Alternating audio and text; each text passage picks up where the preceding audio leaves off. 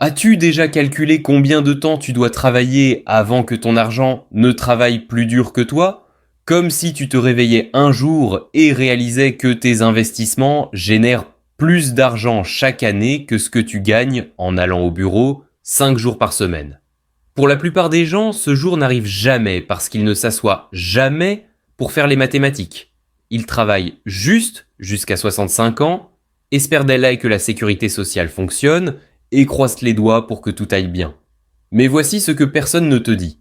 Il y a un nombre spécifique où tout change, un point où tes investissements génèrent tellement de revenus que ton travail quotidien devient optionnel au lieu d'obligatoire. Et y arriver n'est pas aussi impossible que tu le penses. Mais ça nécessite de comprendre exactement comment les chiffres fonctionnent et combien de temps ça prend vraiment. Je m'appelle Gabriel et je passe trop de temps à calculer exactement quand les gens peuvent arrêter de vendre leur temps pour de l'argent. Si tu veux savoir quand tes investissements dépasseront finalement ton revenu de travail, abonne-toi et like cette vidéo. Maintenant, avant d'entrer dans les chiffres spécifiques qui vont probablement te surprendre, laisse-moi t'expliquer le concept de base qui rend tout ça possible. Quand tu investis de l'argent, il génère des retours. Ces retours sont réinvestis et génèrent leur propre retour. C'est ce qu'on appelle l'intérêt composé. Et sur suffisamment de temps, l'intérêt composé peut créer une machine à générer des revenus qui finit par produire plus d'argent que ton travail quotidien ne produit. La question est, combien dois-tu investir et combien de temps faut-il avant que tes investissements génèrent plus que ton salaire? Les mathématiques sont en réalité assez simples, mais la plupart des gens ne les font jamais. Alors faisons-les ensemble maintenant. Disons que tu gagnes 60 000 $ par an. C'est environ le revenu médian dans beaucoup de parties du pays. Pour que tes investissements génèrent 60 000 par an, en supposant un retour moyen de 8%, tu as besoin de 750 000 $ investis. 750 000 fois 8% égale 60 000. Donc c'est ton objectif. 750 000. Maintenant, la question devient, combien de temps faut-il pour y arriver? Et c'est là que les choses deviennent vraiment intéressantes. Parce que la réponse dépend complètement de ton taux d'épargne. Faisons quelques scénarios différents. Scénario 1, tu épargnes 10% de tes 60 000. C'est 6 000 par an ou 500 par mois. À 8% de retour, ça te prend environ 34 ans pour arriver à 750 000. Donc si tu commences à 25 ans, tu y arrives à 59 ans. Juste à temps pour prendre ta retraite de toute façon. Pas exactement excitant. Scénario 2, tu épargnes 20%, c'est 12 000 par an ou 1 000 par mois. À 8%, ça te prend environ 28 ans. Si tu commences à 25 ans, tu y arrives à 49 ans. Mieux, mais tu travailles encore la majeure partie de ta vie adulte. Scénario 3, tu épargnes 30%. C'est 18 000 par an ou 1 500 par mois. À 8%, ça te prend environ 19 ans. Tu commences à 25 ans, tu y arrives à 44 ans. Maintenant on parle. Presque 20 ans de travail, et puis tes investissements prennent le contrôle. Scénario 4, tu épargnes 40%. C'est 24 000 par an ou 2 000 par mois. À 8%, ça te prend environ 16 ans.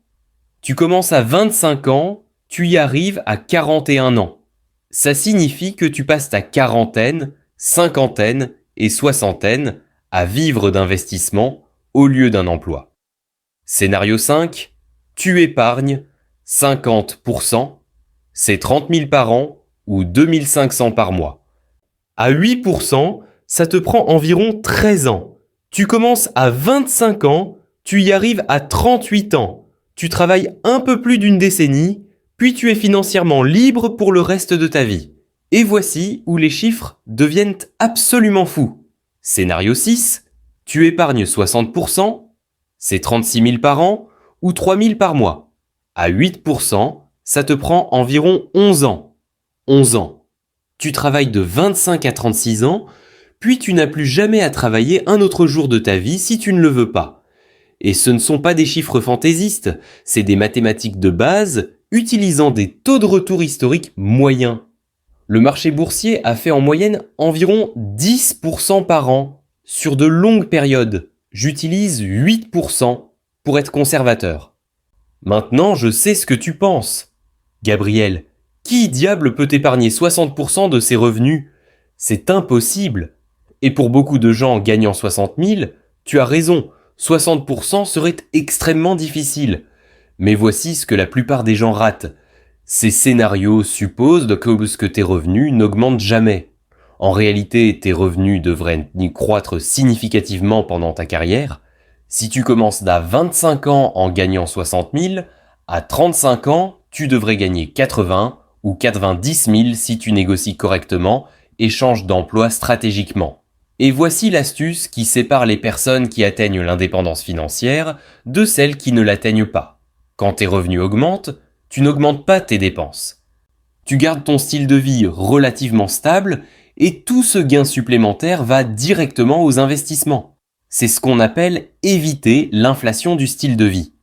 Et c'est littéralement le facteur le plus important dans la vitesse à laquelle tu construis de la richesse. Laisse-moi te montrer comment les chiffres changent quand tu fais ça. Disons que tu commences à 25 ans en gagnant 60 000, épargnant 30%, soit 18 000 par an. Tous les 3 ans, tu obtiens une augmentation ou changes d'emploi pour une augmentation de 20%. Mais tu gardes tes dépenses de vie constantes à 42 000 par an. Année 1 à 3, tu gagnes 60 000, tu épargnes 18 000 par an. Année 4 à 6, tu gagnes 72 000, tu épargnes 30 000 par an. Année 7 à 9, tu gagnes 86 000, tu épargnes 44 000 par an. Année 10 à 12, tu gagnes 103 000, tu épargnes 61 000 par an. Avec cette progression et 8% de retour, tu arrives à 750 000 environ à l'année 15. 15 ans, pas 34, pas 24, 15. Tu travailles de 25 à 40 ans, et puis tu as fini si tu veux avoir fini. Et voici ce qui est le plus fou dans tout ça. À l'année 15, quand tu arrives finalement à 750 000, tes revenus d'investissement sont de 60 000 par an en supposant 8%. Mais ton revenu de travail à ce moment est de 103 000. Donc techniquement, tes investissements n'ont toujours pas rattrapé ton travail quotidien.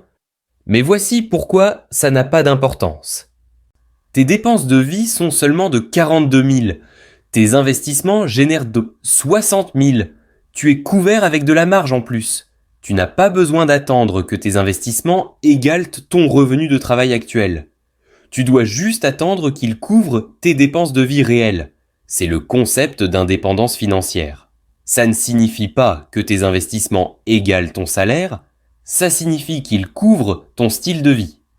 Et tu peux atteindre ça beaucoup plus vite que tu ne le penses si tu es discipliné sur garder tes dépenses stables tout en augmentant tes revenus. Maintenant, parlons de ce qui se passe vraiment à ce point de croisement quand tes revenus d'investissement dépassent finalement ton revenu de travail.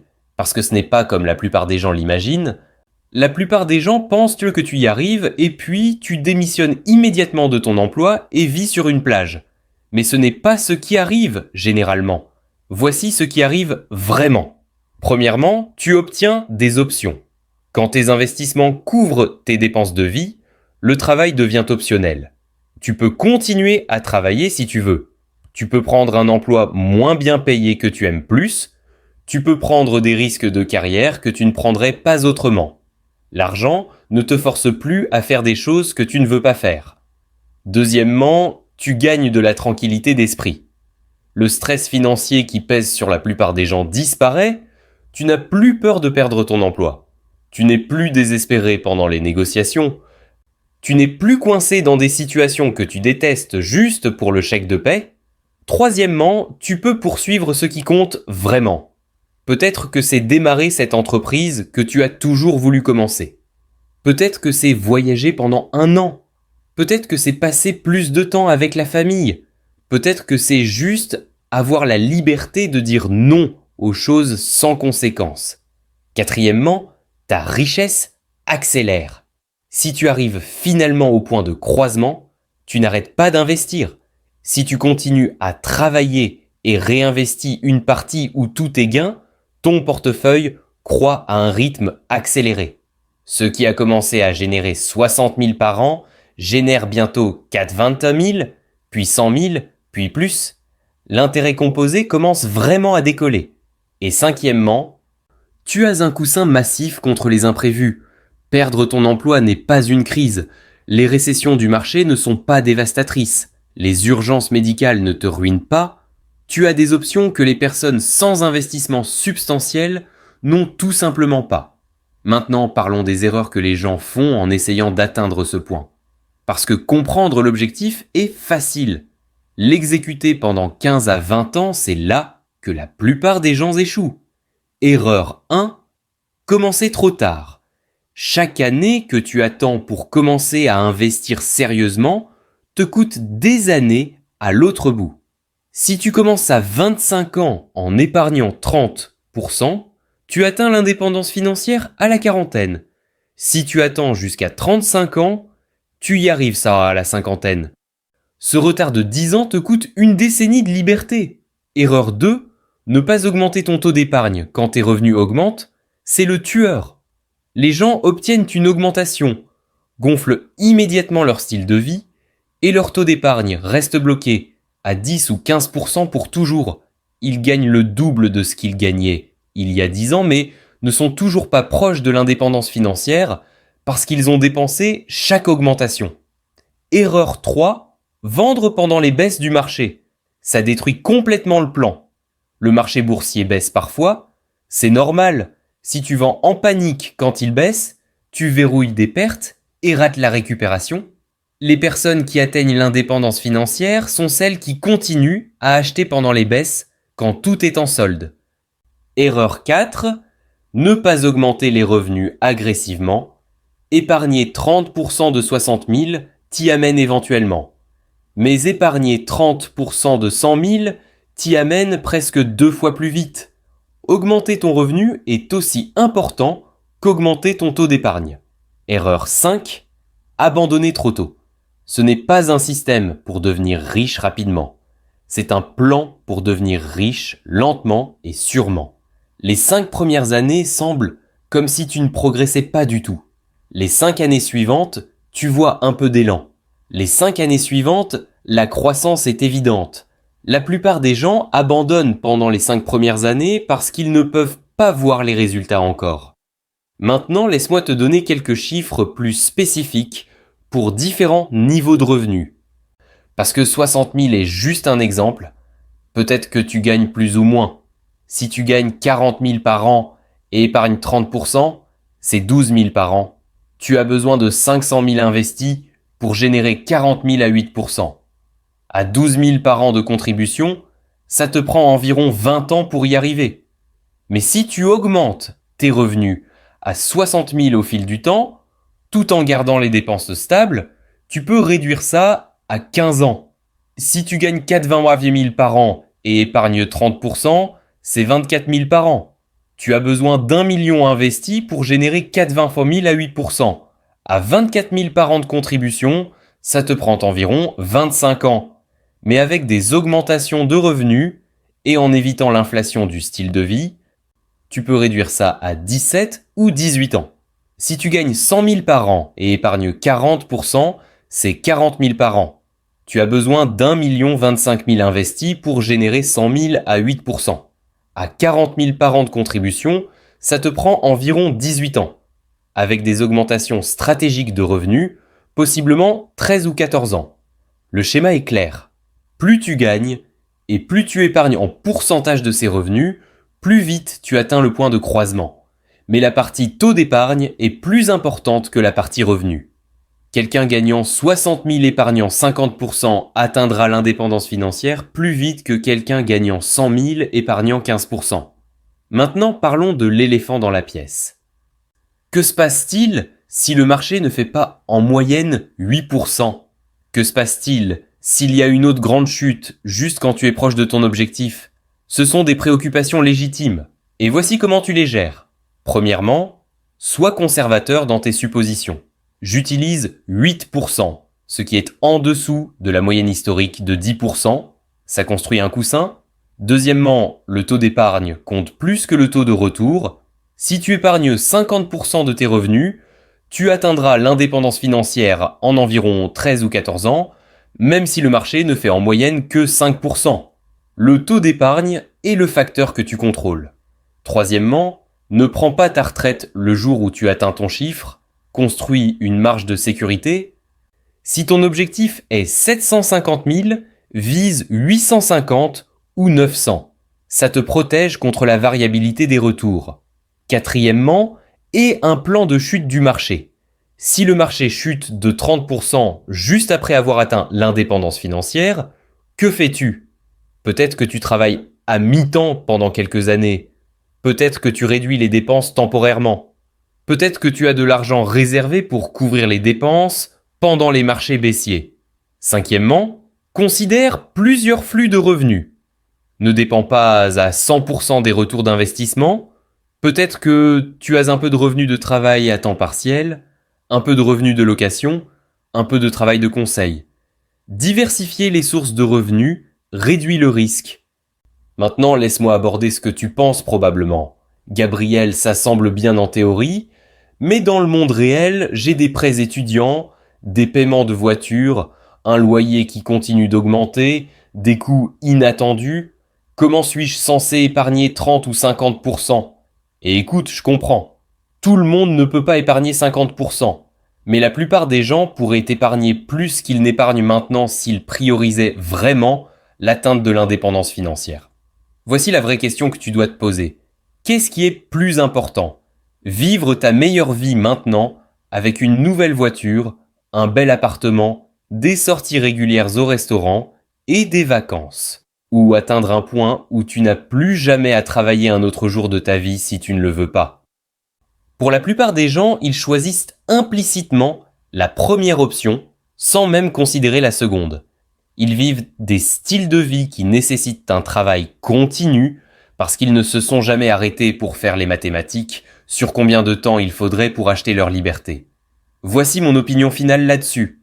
Le point de croisement où tes investissements dépassent ton revenu de travail n'est pas une fantaisie impossible réservée aux riches. C'est atteignable pour quiconque est prêt à épargner agressivement pendant 15 à 20 ans. Ce n'est pas facile. Ça nécessite du sacrifice. Ça nécessite de la discipline. Ça nécessite de vivre en dessous de tes moyens pendant des années. Mais les mathématiques sont simples et fonctionnent pour quiconque les exécute. La question n'est pas de savoir si tu peux y arriver. La question est de savoir si tu es prêt à faire ce qu'il faut. Es-tu prêt à conduire une voiture plus vieille pour pouvoir investir la différence? Es-tu prêt à vivre dans un appartement plus petit pour pouvoir épargner plus? Es-tu prêt à dire non aux vacances chères maintenant pour pouvoir avoir une liberté complète plus tard? Si la réponse est oui, alors tu peux y arriver. Si la réponse est non, alors tu travailleras probablement jusqu'à ce que la sécurité sociale entre en jeu et espéreras que ce soit suffisant. Si cette vidéo t'a aidé à comprendre quand tes investissements peuvent finalement dépasser ton travail, like et abonne-toi. Dis-moi dans les commentaires combien tu épargnes maintenant et quand tu prévois d'atteindre l'indépendance financière. On se voit dans la prochaine.